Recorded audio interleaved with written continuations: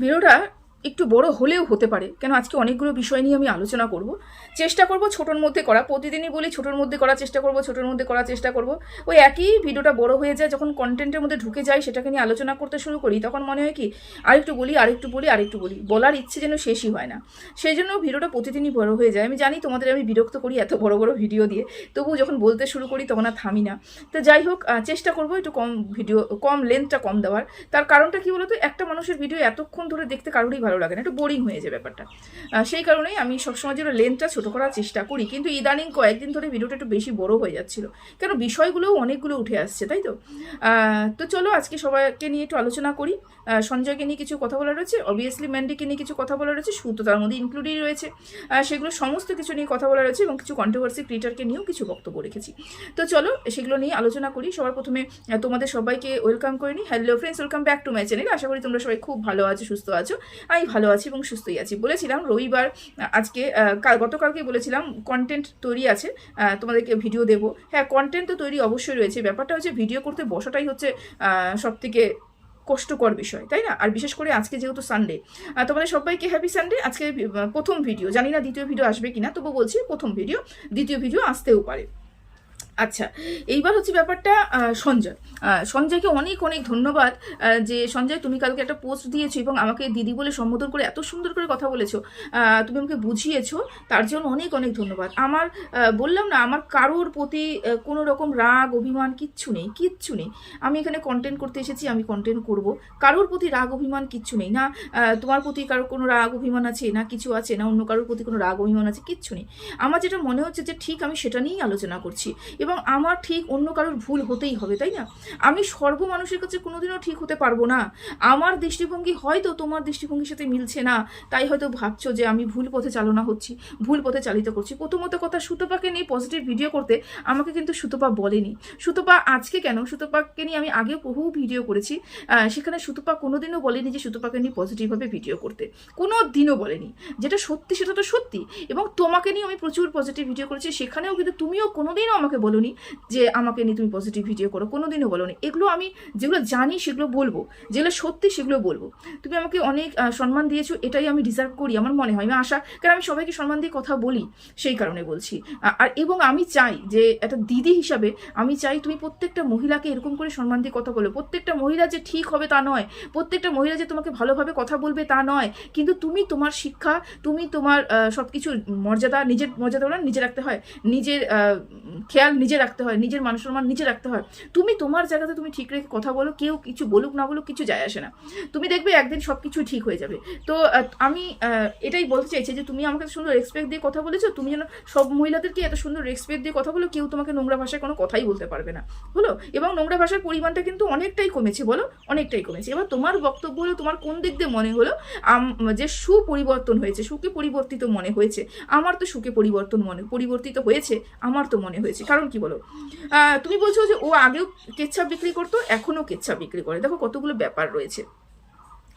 আগের শুয়ের মধ্যে এখনকার শুয়ের মধ্যে হিউজ একটা পরিবর্তন আমরা লক্ষ্য করতে পেরেছি, হিউজ পরিবর্তন। গতকালকে ভিডিওতে আমি বলেছিলাম, যদি আগের শু থাকতো তাহলে এখন কিন্তু ঝড় উঠতো ওয়াইটিতে। কি 2 বছর আগেকার যদি শুকে তুমি দেখো, ওর নামে একটা মিথ্যে যদি অপবাদ আসতো, ও কিন্তু বসে পড়তো, বসে গিয়ে ওর লেভেলের যে গিয়ে কোন লেভেলের গিয়ে ও ভিডিও করতে পারে তো আমরা সবাই জানি, আমরা সবাই জানি। তো ওই লেভেলে গিয়ে কিন্তু ও ভিডিও করতো, কিন্তু জবের থেকে কেস টেসগুলো উঠে গেছে, আস্তে আস্তে নিজেকে পরিবর্তন করছে। এই মুহূর্তে দাঁড়িয়ে ম্যান্ডি যখন উস্কালো, ম্যান্ডি যখন ওকে খোঁচালো, তারপরেও দাঁড়িয়ে সে কিন্তু ভিডিও নিয়ে আসেনি। 5 দিন কিন্তু অবসর নিয়েছিল। পরবর্তীকালে আসতে বাধ্য হলো, কেন ম্যান্ডি আরও একটা ভিডিও নামিয়ে দিল, আসলো, ভিডিও নিয়ে আসলো, কিন্তু মুখের ভাষা সংযত রেখেছে, কথা বলার ধরন পাল্টেছে। হ্যাঁ, ভেতরের খবর কি, কোনো রেকর্ডিং এখনো অবধি শোনায়নি। এবার যদি বলো যে এটাকেই পরিবর্তন করা দরকার, তাহলে আমি বলবো যে সাপকে লাঠি দিয়েই মারতে হয়। সাপকে তুমি যদি হাত দিয়ে মারো তাহলে সে ছোবল দেবে। সেরকমই ম্যান্ডি যে কাজটা করেছে, তাকে মারার জন্য যে উপযুক্ত কথাগুলো বলছে এবং কি বলে ওটাকে, মানে মুখের মাধ্যমে যে কথাগুলো বলছে এবং সেই কথাগুলো আমরা বিশ্বাস করছি, কারণ সেই কথাগুলো ম্যান্ডিও তার ভিডিওর মধ্যে দেখেছে। যদি ম্যান্ডি তার ভিডিওর মধ্যে যেগুলো বলছে সেগুলো যদি সত্যি হয়ে থাকে, তাহলে যা তার ভিডিওর মধ্যে বলছে সেগুলো সত্যি, ঠিক আছে। এবং এই যে পরিবর্তন আমরা লক্ষ্য করতে পেরেছি, আগে যেমন কারোর সাথে কথা বলে রেকর্ডিংটা টুক করে ছেড়ে দিত, ভেতরের খবর টুক করে বের করে দিত, কিন্তু এই জায়গাটাতে এসে আমি দেখলাম এখনো অবধি, আগামীকালে কি করবে আমি জানি না, এখনো অবধি কিন্তু ও কোনো রেকর্ডিং ছাড়েনি, কোনো ভেতরের কিছু স্ক্রিনশট নিয়ে কথা বলেনি। আগে করলেও করতে পারে, আমি জানি না, কিন্তু তার জন্য কি দায়ী কে থাকবে? ম্যান্ডি। কিন্তু ও কিন্তু ভেতরের খবর বের করতে চায়নি, ম্যান্ডি ওকে খুঁচিয়েছে। এবার তুমিই বলো, তোমাকে যদি সামনে থেকে কেউ খোঁচায়, তোমার নামে অপবাদ করে, তোমার নামে মিথ্যে কথা বলে, তাহলে কি তুমি হাতে হাত ধরে বসে থাকবে? বসবে না তো, তুমিও প্রতিবাদ করবে, কিন্তু প্রতিবাদের ভাষাটা প্রতিবাদের ভাষার মতন হওয়া উচিত, তাই না? এখন যেই ভাষাতে কথা বলছে, এটা কি পরিবর্তন তোমার মনে হয় না? আমার মনে হয়। এবার থাকলো আমি ওর পাশে কেন দাঁড়িয়েছি বা ওকে তেল দিচ্ছি, এটা কোনো ব্যাপার না যে আমি ওকে তেল দিচ্ছি। আমার দৃষ্টিভঙ্গিতে আমার মনে হচ্ছে যে ও পরিবর্তন হয়েছে এবং ওর পাশে দাঁড়ানো উচিত, আমি দাঁড়িয়েছি। এবং যেখানে আমার অন্যায় মনে হচ্ছে সেটা আমি বলছি। তো এমন তো নয় যে ওর অন্যায়টাকে ঢেকে রেখে আমি ওর পাশে এসে দাঁড়াচ্ছি, না, একদমই নয়। যে জায়গাটাতে ওর অন্যায় হচ্ছে সেই জায়গাটাতে আমি তুলে ধরছি, তারপরে ওর পাশে এসে দাঁড়িয়েছি। যদি এটাই বলতে থাকো বলো, তাহলে বলে না আমি যে দৃষ্টিভঙ্গি দেখি সেটা সবার জন্য ঠিক নয়, তুমি যে দৃষ্টিভঙ্গি দেখো সেটা তোমার জন্য ঠিক নয়, তাই তো? সবার জন্য ঠিক নয়, মানে সবাই ঠিকভাবে বুঝতে পারবে না। তোমার দৃষ্টিভঙ্গি সবাই বুঝতে পারবে না, আমার দৃষ্টিভঙ্গি সবাই বুঝতে পারবে না। যারা বুঝতে পারবে তারাই আমার সাথে চলবে, যারা বুঝতে পারবে না তারা আমাকে নেগেটিভ কমেন্ট করবে। এবং নেগেটিভ কমেন্ট কর্তাকেও আমি প্রচণ্ড পরিমাণে ভালোবাসি। তারা আমাকে দেখায় আরেকটা দিক, আমাদেরকে দেখায়। আচ্ছা, ব্যাপারটা কি বলতো, এখন কিছু কন্ট্রোভার্সি ক্রিয়েটারদের নাম আমার এখানে উঠেই আসছে। সেটা হচ্ছে রিম্পা। আমি অন্য কোনো ভাষাতেই কথা বলবো না, অন্য কোনো ভাষাতে আমি কাউকে নোংরা কথা বলতে পারি না। সেটা হচ্ছে রিম্পা এবং দীপ্তিদি, তাদের মধ্যে একটা দেখেছো। এবার তোমরা কি, তোমার দৃষ্টিভঙ্গিতে রিম্পাও খারাপ, দীপ্তিদিও খারাপ, কিন্তু দীপ্তিদির দৃষ্টিভঙ্গিতে রিম্পা যা করেছে ভালো করেছে, রিম্পার দৃষ্টিভঙ্গিতে দীপ্তিদি যা করছে নিজের মতন ঠিক করছে, তাদের দুজনের মধ্যে একটা বন্ডিং রয়েছে। কিন্তু আমাদের দৃষ্টিভঙ্গিতে তারা দুজনই খারাপ, তারা দুজনের চিন্তাভাবনা খারাপ, তাদের দুজনই খারাপ, এরকম। মানে আমি কি বলতে চাইছি, আমি বলতে চাইছি সবার দৃষ্টিভঙ্গি সমান হবে না, তাই না? তোমার পাশেও তোমার কিছু দিদিরা কিন্তু এখনো ঢাল হয়ে দাঁড়িয়ে রয়েছে, তাদের দৃষ্টিভঙ্গিতে তোমার চিন্তাভাবনা ভালো, তোমার কথা ভালো, তাদের দৃষ্টিভঙ্গিতে তুমি ভালো, তাই তো? সেরকমই রিম্পার দৃষ্টিভঙ্গিতে দীপ্তিদি ভালো, দীপ্তিদির দৃষ্টিভঙ্গিতে রিম্পা ভালো, সেটা নিয়েও তোমার কোনো সমস্যা হয় না। বা আমারও তোমার দিদিদের নিয়ে কোনো সমস্যা নেই, তোমার ভালো ভাবতেই পারে, সবার দৃষ্টিভঙ্গি সমান হয় না। সেরকমই আমারও চোখের ভালো, সুয়ের দৃষ্টিভঙ্গি যেটা দেখছি আমার মনে হচ্ছে ভালো। এবার ব্যাপারটা কি বলতো, কিছু মানুষ রয়েছে যে সুকে পছন্দ করে সে আমাকে সে নেগেটিভ কমেন্ট করবে, যে সুকে আমাকে পছন্দ করে সে আমাকে সে পজিটিভ কমেন্ট করবে, যে তোমাকে পছন্দ করে তারা কিন্তু তোমার দিদির কাছে গিয়ে তোমাদের ভালো কমেন্টই করবে, যে তারা তোমাকে পছন্দ করে সে আমার কাছে সে নেগেটিভ কমেন্ট করবে। সেরকমই রিম্পার কিন্তু ওরকমই একটা ব্যাপার, রিম্পাকেও কিছু ভালো মানুষ বাসে, তাকেও কিন্তু ভালো কমেন্ট করে, দীপ্তিদিকেও ভালো কমেন্ট করে, সেরকমই কিন্তু তাদেরও হয়ে নেগেটিভ কমেন্ট কিন্তু আমার কমেন্ট বক্সে আসে। এটা ব্যাপার কি বলতো, সবার দৃষ্টিভঙ্গিতে, কারোর দৃষ্টিভঙ্গিতে আমি ভালো, কারোর দৃষ্টিভঙ্গিতে আমি খারাপ, এটাই হচ্ছে ব্যাপার। কিন্তু মানুষের মধ্যে শুধুমাত্র ভালো খারাপ, শুধুমাত্র খারাপ লুকিয়ে আছে তা নয়, এবং সর্বক্ষেত্রেই যে সে মানুষটা খারাপ হবে এমনও নয়। হ্যাঁ, আমরা প্রত্যেকটা মানুষই ষড়যন্ত্র করেছি, আমরা প্রত্যেকটা মানুষই মিথ্যে বলেছি, আমরা প্রত্যেকটা মানুষের ভেতরে ঢুকে তা বিশ্বাসঘাতকতা করেছি, সবাই করেছি এই ঘটনাটা, সবাইকে তো সুযোগ দেওয়া হয়েছে, ওকেও সুযোগ দেওয়া হোক, ও সুযোগ নেক, আমরা দেখি। কিন্তু আমি আপাতত দৃষ্টিতে ওর মধ্যে পরিবর্তন দেখতে পেয়েছি, আশা করি তোমাকে উত্তর দিতে পারলাম। আর থাকলো ভিউজ, আমরা এখানে সবাই ভিউজের জন্য বসি, তুমিও ভিউজের জন্য বসো, আমিও ভিউজের জন্য বসি, আদার্স কন্ট্রোভার্সি ক্রিয়েটাররাও ভিউজের জন্য বসো। যদি আমার কথা বলাতে, মানে তোমার যদি মনে হয় আমি সুকে নিয়ে কথা বলাতে শুধুমাত্র ভিউজের জন্য, সেটা তোমার দৃষ্টিভঙ্গি, আমি সেখানে কোনো হস্তক্ষেপই করতে পারি না, করবও না। তবে বেশ ভালো লাগলো, তুমি কি এত সুন্দর করে আমাকে নিয়ে বলেছো, এত সুন্দর করে একটা পোস্ট দিয়েছো, ভীষণ ভালো লেগেছে। এরকম করে নেগেটিভভাবে বলো, কিন্তু এত সুন্দর করে বলো, তাহলে আবার বলতে কিন্তু কোনো দ্বিধাবোধ হয় না। আমারও ভালো লাগছে কথাগুলো বলতে। তো যাই হোক, আশা করি তোমাদের বোঝাতে পারলাম।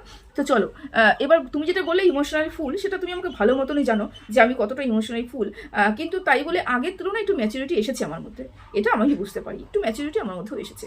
ভালোবাসা তো ভালো, আমিও ভালোবাসার অন্ধ এরকম একটা মানুষ, তবে একটু ম্যাচুরিটি আমার মধ্যে এসেছে, আমার ব্যক্তিগতভাবে মনে হয়। এবার আমার কথার মাধ্যমে কার মনে হয় সেটা বলবে। বাবা, আমি 10 মিনিট পার করে দিলাম, এটা নিয়ে এতক্ষণ কথা বললাম। তো যাই হোক, এবার আসি হচ্ছে ম্যান্ডিকে নিয়ে। গতকালকে সঞ্জয় লাইভে সঞ্জয় কি বলেছে সেটা আমরা দেখেছি। এবার ম্যান্ডি তার পরিপ্রেক্ষিতে একটা কমিউনিটি পোস্ট দিয়েছে গতকাল, এবং শুধু পোস্টটা বলেছে যে না ওইটা মিথ্যে কথা বলছে। মিথ্যে কথা বলছে, কে মিথ্যে কথা বলছে? সঞ্জয় মিথ্যে কথা বলছে। আমি বিশ্বাস করি না সঞ্জয় মিথ্যে কথা বলছে, আমি বিশ্বাস করি না, কারণ সঞ্জয় কারুর সন্তানকে সচরাচর টানে না। এবার তোমরা বলবে যে না সীমাদি মেয়েকে টেনেছিল, তার কারণ সীমাদিও কিন্তু সঞ্জয়ের ছেলেকে টেনেছিল। সঞ্জয় সচরাচর তো কোনো বাচ্চাকে টানে না যতক্ষণ না সঞ্জয়ের উপরে অ্যাটাক করা হয়, তারপরে গিয়ে ব্যাপারটা হয়। তো আমি যতদিন ধরে সঞ্জয় ভিডিও দেখেছি আমি দেখিনি যে জয়ীকে নিয়ে টেনে কোনো নেগেটিভ কথা সঞ্জয় বলেছে। আর এই কথার পরিপ্রেক্ষিতে সঞ্জয় মিথ্যে কথা বলবে, এত বড়টা মিথ্যে কথা বলবে আমার মনে হয় না। ঠিক আছে, সঞ্জয় মিথ্যে কথা বলেনি। এবার সেই কথার পরিপ্রেক্ষিতে আমাদের ম্যান্ডি রানী বলেছেন যে মানে মিথ্যে কথা বলা হচ্ছে পেপার শো করতে। কাকে পেপার শো করতে? সঞ্জয়কে। সঞ্জয় কেন পেপার শো করবে? তার কারণ সঞ্জয় কথাটা বলেছে না কাজটা তুমি করেছো, কাজটা তুমি করেছো, পেপার তোমাকেই শো করতে হবে। এবার তোমার বক্তব্য, তুমি কমেন্ট বক্সে অনেক কয়জনকে কমেন্টে উত্তর দিয়েছো, তোমার বক্তব্য যে পেপার শো করে না আইনত অপরাধ, ঠিক আছে মানলাম আইনত অপরাধ, কিন্তু তোমার ওই কমেন্ট দেখে আমি কি বুঝলাম বলো তো? এটা আমি বুঝলাম পেটে যদি কালি অক্ষর না থাকে না তাহলে বিশাল সমস্যা হয়। পেটে কালি অক্ষর থাকবে না, হাতে প্রচুর টাকা থাকবে, ওর থেকে বিষধর, ওর থেকে খতরনাক, ওর থেকে জঘন্যতম আমাদের সমাজে আর মানুষ হতে পারে না। পেটে কালি অক্ষর নেই, হাতে প্রচুর টাকা, তারা দুনিয়াকে তছনছ করে দিতে পারে। এবং কেন এই কথাটা বললাম তার কারণ রয়েছে। ও দুটো কমেন্ট করেছে, একটা মিলি করেছে আর একটা জয়শ্রী করেছে। দুটো কমেন্টের উত্তর দিয়েছে, কিন্তু দুটো কমেন্টের মধ্যে একটা জিনিস কিন্তু সিমিলার রয়েছে। কি রয়েছে? যে ওর বাচ্চা কিছু জানে না, ওর বাচ্চা কিছু জানে না, ওর বাচ্চাকে নিয়ে যাওয়া হয়নি কেস করতে, ওর বাচ্চাকে নিয়ে যাওয়া হয়নি, বাচ্চা কিন্তু কিছু জানে না, বাচ্চার মাথার মধ্যে এগুলো ঢোকানো হয়নি, প্রথমত কথা। দ্বিতীয় কথা আরেকটা সেটা উঠে এসেছে, সেটা হচ্ছে বড়বাবু জিজ্ঞাসা করেছে বাচ্চা কি এগুলো সব জানে, বাচ্চা কি এগুলো সব জানে? বড়বাবু তারপর থানার থেকে বলেছে বাচ্চা কি এগুলো সব জানে? ও বলেছে না না বাচ্চা কিছু জানে না, বাচ্চা এর মধ্যে ইনক্লুড নয়। মানে ও নিজেও জানে না যে কেসটা ও তার উকিলকে দিয়ে করিয়েছে, যেই কেসটা তার উকিলকে দিয়ে করিয়েছে সেই কেসটা যে কত বড়টা কেস ও নিজেই জানে না। ও ভেবেছে আমি সঞ্জয়ের বিরুদ্ধে কেস নেব, কেস করব, এবং কেস যে করেছে তার জন্য ওরা নিজেরাই ওদের ভিডিওর মধ্যে বলেছে প্রচুর দহরম মহরম সেই সম্পর্কটা ছিল। মানে ওই কটা ব্লগের মধ্যে ছিল, একদিনের ভিডিও আরেকদিন দিচ্ছিল, আরেকদিন ভিডিও আরেকদিন, মানে প্রতিদিন যাচ্ছিল কোর্টে, যাচ্ছিল আসছিল, কোর্টে থানায় যাচ্ছিল আসছিল, উকিলের কাছে যাচ্ছিল আসছিল। এই যে উকিল যে কাজটা করেছে এবং যেই কেসটা দিয়েছে সেই কেসটাকেও হ্যাঁ বলে দিয়েছে, কিন্তু ওই যে উচ্চারণ করেছে বলেছে আমি ওই কেসটা দিচ্ছি, কিন্তু ওই কেসটা সম্বন্ধে ডিটেলসে কিন্তু আমাদের ম্যান্ডি এবং ম্যান্ডির হাজবেন্ড জানে না। উকিলকে যা বলেছে উকিল সেই হিসাবে একটা কেস দিয়ে ফেলেছে। এবার ব্যাপারটা হলো যার কাছে পৌঁছেছে, যার কাছে খবরটা পৌঁছেছে সে তো জানে যে আমার কাছে কি কেসের উপরে আমার উপরে এফআইআর করা হয়েছে, কি কেসের ভিত্তির উপরে আমার উপরে এফআইআর করা হয়েছে, এটা তো ও জানে। এবং যখন ও শুনেছে সে তখন আকাশ থেকে পড়েছে। এখনো অব্দি ম্যান্ডি জানে না আমার মনে হয় যে ম্যান্ডিটি কি কেস করেছে। এই জন্যই বললাম যে টাকা থাকলে পরেই হয় না, পেটে একটু শিক্ষা দরকার, এবং শুধু শিক্ষা থাকলেও হয় না, হাতে টাকা থাকলেও টাকাটাও থাকা দরকার, কিন্তু দুটোই যদি ব্যালেন্স থাকে না তাহলে কিন্তু সুন্দরভাবে জীবনটা চালিয়ে নিয়ে যাওয়া মানে হয় আর কি। তো ম্যান্ডির কথা শুনে, ম্যান্ডির কমেন্টের রিপ্লাই শুনে বুঝলাম যে ওর মেয়ে কিছুই জানে না। তো মেয়েকে জানতে হবে এমন নয়, প্রথমে কেসটাকে করা হলো, যখন এই কেসটা উঠবে কোর্টে এবং যখনই তোমাদের হচ্ছে দোষীকে নিয়ে আসা হবে কোর্টে, তখনই কিন্তু তার সামনাসামনি ওই বাচ্চাটাকে দাঁড় করানো হবে। ম্যান্ডি বলছে আমি তো নিয়ে যাইনি, আমি তো কোথাও নিয়ে যাইনি। এখন হয়তো তুমি নিয়ে যাওনি, তোমার মিথ্যে কথা বলে বুজরুকি দিয়ে ক্রিমিনাল অ্যাডভোকেটকে দিয়ে তুমি এই কাজটা করে ফেলেছো, কিন্তু তুমি এখন নেওনি, সেটা তুমি জানো যে আমি তখন নিইনি, আমার মেয়ের সম্বন্ধে কিছুই হবে না। কিন্তু তুমি যে কেসটা করেছো এখন না নিলে পরেও আগামী দিনে কোর্টে কিন্তু এই কেসটা যখনই উঠবে তোমার মেয়েকে কিন্তু ওই মানুষটার সম্মুখীন হতে হবে। এবং যদি ওই মেয়েটাকে সম্মুখীন হতে হয়, মেয়েটাকে অনেক কোশ্চেনের মুখে সম্মুখীন হতে হবে, অনেক কোশ্চেনের সম্মুখীন হতে হবে, তখন কি সেই জন্য কি তুমি প্রস্তুত? সেই জন্য কি তোমার মেয়ে প্রস্তুত? তুমি বলছো কেসটার নাম নিয়ে যে ওই কেসটা না অতটা কিছু নয়, আমার মেয়েকে তো আমি নিয়ে যাইনি, ওই কেসটা তুমি কেসটার সম্বন্ধে ধারণাই রাখতে পারোনি, তুমি কেসটার সম্বন্ধে ধারণাই করতে পারোনি তুমি কোন কেস দিয়েছো। এবং তোমার অজান্তে আমি মনে করছি তুমি যখন স্বীকার করছো না আমি দিইনি, তার মানে আমি যেটা ভাবছি যে কেসটা তুমি যখন করেছো তুমি জানোই না উকিলের উপরে ভরসা করে তুমি কেস করে দিয়েছো, তুমি পড়োই নি, তুমি সই করে দিয়েছো। এটা একটা হতে পারে। 2 নম্বর হতে পারে তুমি তুমি তো মানে মিথ্যেবাদী নম্বর 1। তুমি তো ঠাকুরের মাথায় হাত রেখে পর্যন্ত মিথ্যে কথা বলো। তুমি তোমার বাবা সবার মাথার উপরে হাত রেখেও দিব্যি দিয়েও মিথ্যে কথা বলো। তোমাকে আর কি বিশ্বাস করবো? তো যাই হোক, তবুও তোমাকে যদি আমি বিশ্বাস করে থাকি যে না তুমি এই ব্যাপারে কিছু তুমি এই ধরনের কেস দেওনি, এটা তুমি কিন্তু তোমার অজান্তেই তুমি এই কেসটা করেছো। তোমার অজান্তেই তুমি এই কেসটা করেছো। তোমার কমেন্ট থেকে আমি যা বুঝলাম সেটা হচ্ছে মেয়েকে নিয়ে যায়নি। তুমি বারবার একটা কথা বলছো, মেয়েকে হাইলাইট করছো, মেয়েকে নিয়ে যায়নি। কিন্তু তুমি মেয়েকে নিয়ে যাওনি এটা ঠিক, কিন্তু মেয়েকে না নিয়ে গিয়েও যে তুমি কেসটা করেছো, পরবর্তীকালে মেয়েকেই দরকার হবে। ওই জন্যই বড় বাবুরা বারবার করে জিজ্ঞাসা করছিল মেয়ে কি সব জানে। বড় বাবুরা কিন্তু এই কথাটা বারবার করে জিজ্ঞাসা করছিল। তো যাই হোক, এবার আসি তোমার মেয়ের প্রতি ভালোবাসা। তুমি মেয়েকে ভীষণ ভালোবাসো, প্রত্যেকটা মাই তার সন্তানকে ভীষণ ভালোবাসে। তো তোমার ভালোবাসা একটু এক্সট্রা অর্ডিনারি, এই যে কদিন আগে তুমি চিৎকার করলে 3 বছরে যা ঘটনাটা হয়ে গেছে, আমি ভুল করেছি। আমি জানি না মানুষ জীবনে কতবার ভুল করে এবং কতবার ভুল করে এসে কতবার চিৎকার করে ভুল করেছি এবং বারবার দর্শকদের সামনে ক্ষমা চায়। তোমার তো ভুলের শেষ নেই। আজকে একটা ভুল করছো, কালকে একটা ভুল করছো, পরশুদিন আরেকটা ভুল করছো। তুমি তো ভেবেছো যে দর্শকরা গাধা আছে, ওরা থাক, ওদের কাছে গিয়ে আবার একটু চোখের জল ফেলবো, হাতটা জোর করে ক্ষমা চেয়ে নিব, আমার ভুল সংশোধন হয়ে যাবে। আবার কিছুদিন যাবে, আবার নতুন করে ভুল করব। এটা তোমার নিত্য নৈমিত্যের মধ্যে পড়ে গেছে, বুঝতে পেরেছো? তো এই যে তোমার মানে এই যে কেস বা বলতে পারো বা তোমার এই মেয়ের প্রতি যে তোমার দায়িত্ব, এই যে মেয়ের প্রতি তোমার ভালোবাসা, এটা আমরা আগেও অনেক কয়েকবার দেখেছি। তুমি যে মেয়েকে কাঠঘোড়ায় দাঁড় করিয়েছো প্রতিটা ক্ষেত্রে, সেটা কিন্তু আমরা আগেও দাঁড় করিয়েছি। তোমার ইতিহাস বলছে তুমি সর্বক্ষেত্রে তোমার মেয়েকে ইউজ করেছো, প্রতিটা ক্ষেত্রে। আগেও সুতপাকে কেস কিন্তু তুমি তোমার মেয়ের ভিত্তির উপরে দিয়েছো। মেয়েকেই শিখণ্ডী করেছিলে, মেয়েকেই দাঁড় করিয়েছিলে সুতপার এগেনস্টে কেস করার জন্য, করেছিলে তো, তাই না? তোমার 3 বছরের নোংরামিকে ঢাকার জন্য তুমি তোমার মেয়েকেই শিখণ্ডী করেছিলে। মেয়ে যাতে কিছু দেখতে না পারে, মেয়ে যাতে কিছু জানতে না পারে, মেয়ে যাতে কোনো কিছু বুঝতে না পারে, সেই জন্য সব কিছু বন্ধ করো। যারা বন্ধ করবে না তাদেরকে নিয়ে তুমি কেস করবে, এই সেই হাবিজাবি তালাচাবি। এই যে তুমি করেছো, এটা মেয়েকে শিখণ্ডী করেছো। আজকে সঞ্জয়ের কাছ থেকে যেটা শুনলাম, তুমি মেয়েকে আবার সেই শিখণ্ডী করেছো। মানে তোমার মেয়ে নয়, তোমার মেয়ে হচ্ছে তোমার জরুরতের প্রপ। জরুরত যেরকম তোমার জরুরত হবে, সেরকমই প্রপ হিসেবে তোমার মেয়েকে তুমি ইউজ করবে। তুমি ঠিক তাই করে এসেছো। এরপরেও মেয়েকে ভালোবাসি, মেয়ের ভবিষ্যৎ চিন্তা করি, মেয়েকে নিয়ে এটা করি, এই ধরনের বক্তব্য আসলে সত্যি ঘেন্না আর ছি ছাড়া কিছুই আসবে না। আমি আবারও বলছি, তুমি যেটা করেছো ভীষণ খারাপ কাজ করেছো। সঞ্জয়কে যথেষ্ট বিশ্বাস করি, সঞ্জয় যেটা বলছে একদম সত্যি কথা বলছে। ব্যাপারটা কি বলতো, তুমি অজান্তেই হয়তো করেছো, তুমি জানোই না তোমার উকিল কি কেস দিয়েছে, তুমি জানোই না, তোমাকে হয়তো ওয়ার্ডটা বলেছে অমুক কেস দিচ্ছে, তুমি হ্যাঁ করে দিয়েছো। তুমি ডিটেলসে জানোই নি তোমাকে নিয়ে কি, এবং পরবর্তীকালে তোমার মেয়েকে নিয়ে কত টানাটানি হতে পারে। শুধুমাত্র ওয়াইটিতে বেঁচে থাকার জন্য, শুধুমাত্র কন্ট্রোভার্সির জগতে কিছু মানুষকে আমার পছন্দ হচ্ছে না বলে আমি আমার মেয়েকে কিভাবে শিখণ্ডী করতে পারি জানি না। যাই হোক, বাদ দিলাম। এবার আসলে হচ্ছে ভিডিওটা অনেক বড় হয়ে গেল। এবার আরও নতুন করে কোনো কন্টেন্ট করা আমার মনে হয় না উচিত হবে। চলো আর কিছু বলবো না, অনেকটা বড় ভিডিও হয়েছে। তো সবাই ভালো থেকো, সুস্থ থেকো, এখনকার মতন রাখলাম। নতুন আরও কিছু কথা ছিল, বলার ছিল, তো হবে না এখন।